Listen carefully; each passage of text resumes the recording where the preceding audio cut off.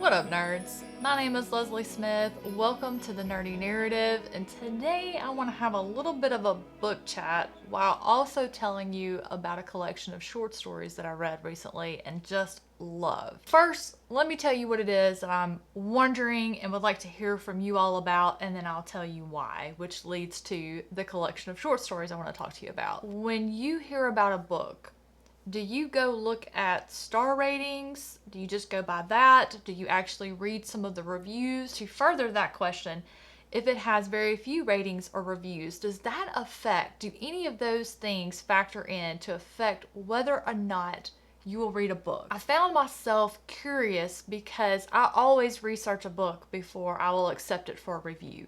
Most of the time it's because I've never heard of the book or the author and I want to make sure they actually exist and somebody's not trying to send me an ebook that's a virus. And so for this collection that I read recently, it kind of led me down a rabbit hole. So I'll tell you what happened. I recently got an emailed request to review a collection of short stories from the Denver Horror Collective.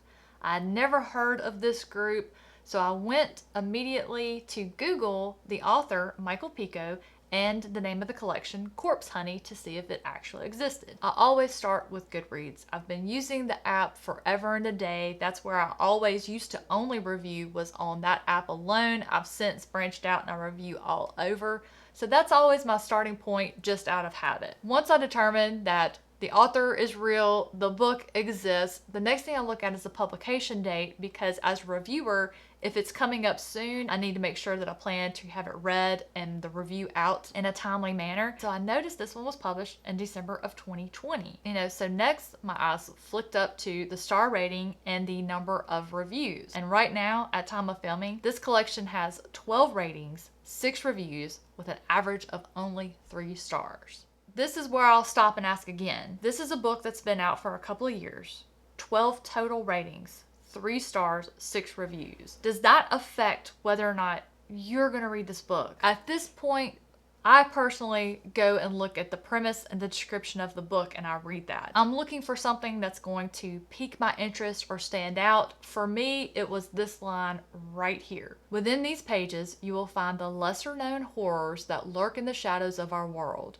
The possessed, the cursed, and the afflicted. And worst of all, the monsters with the all too human faces. For nearly a decade, award-winning author Michael Picco has brought his disturbing and strange visions to readers around the world.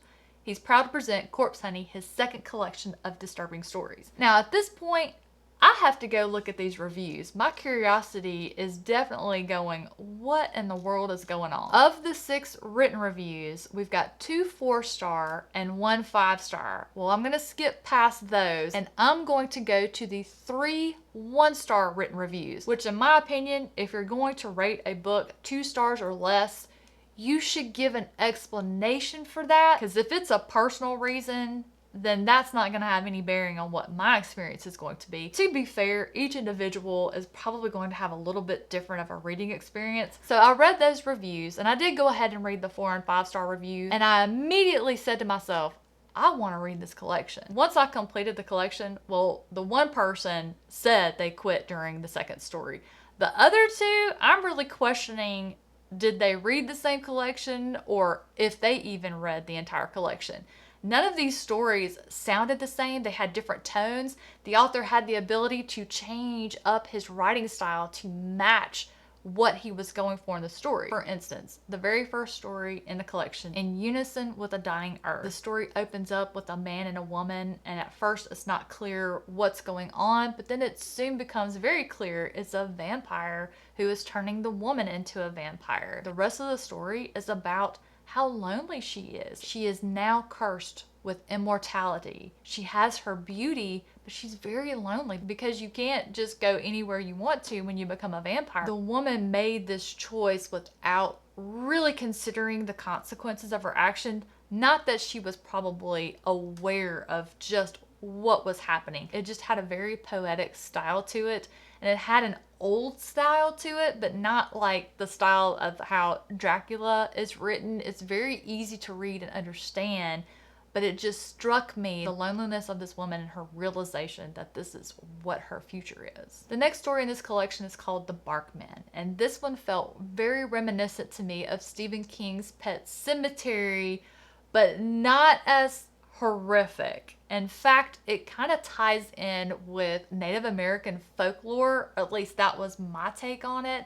I really enjoyed it, and while it's narrated by a character who, when we first start out at the beginning, is just about to turn 13 years old, it's not written childishly. You know, we're just listening to his thought process and reasoning as he deals with the death of his cat Banjo and what his cousin Abby talks him into doing. The next story in this collection is called Aisle for One, and this one is, let's say you don't have enough money to go on a vacation, but you need a vacation. Let's say that virtual reality has just become so well done that it feels like you're there. So you can possibly go and get sealed in a sensory deprivation chamber. You got your virtual reality where you're on a beach somewhere. You can actually interact and form friendships and do things with other vacationers who end up in the same area as you. But I would caution you to check out their contingency plan in the event that something happens in the real world to where someone can't let you out of that chamber. The next story in the collection is called On the Other Side of the Sky. I cannot think of anything to tell you about this story that would not be a spoiler. The only thing I can think of to tell you that might help set the tone for it is, for some reason, this short story made me think of Hotel California by the Eagles. I could just hear the melody of that song in the back of my mind the whole time I read this one. I thought I knew where it was going. I was completely wrong, as usual. And the thing that I love most is a dead certain spoiler, so I just can't tell you about it. The next story in the collection is called Mortimer the Mouse. This one, if you're about to go on a trip to Disney World or Disneyland or any type of place that has people dressed up as characters, skip this story and come back to it after you've been on that vacation, because this one is going to have you looking at those people a little sideways. This story did something that I love and hate. I love it because it scares the stuffing out of me, but I hate it because it reminds me of a childhood fear. And that fear is getting lost or separated from a parent as a child when you're someplace like a carnival. Now, the next story was fascinating. The title of it is called Dispossessed. And while it's fictional and we're being told to it by a narrator, it felt factual. It felt like a clinical research, a study of what actually happens to people that have been possessed by a demon once it's been exorcised. All of the movies and books that we watch where people are possessed, once the demon's gone, it's like, oh, happily ever after. No, what if that's not the case? What if they're never the same? What if they never get past what happened? What if the demon comes back? Because once you've been possessed, what if you're really open to being possessed again? You know, do the memories of what happened while the demon had control of your body, do they remain? I mean, it was so interesting. I loved it. I love when an author can present something that I never thought about before, but honestly should have, and it's just such an interesting take. The next story, Under My Bed Where the Lower Things Crept. Now, this was another fear of mine as a kid, because this happened. My stepdad's mother died. And so my mother and him and I moved in with his dad in the house. Not only did my stepdad's mom die in that house, his dad later died in that house. Y'all, I was scared to death. I didn't want to sleep in either of those rooms. In fact, I would sneak off. We had like that old-fashioned, really high dining room table that had chairs with like cushion that was that thick. I would just get under the table and lay across two chairs and sleep as a kid. But the author took a situation similar to that and just took it somewhere. And I know what you're probably thinking that happened, and it's not that. It's something completely different, and I'm just, The next one is called Hey Nanny Ding Dong, A-Lang, A-Lang, A-Lang. This is one I do think could lose a lot of readers, and I think a lot of people would check out early. Trust the author. You're going to think a lot of the time through this story that something's happening that you don't agree with.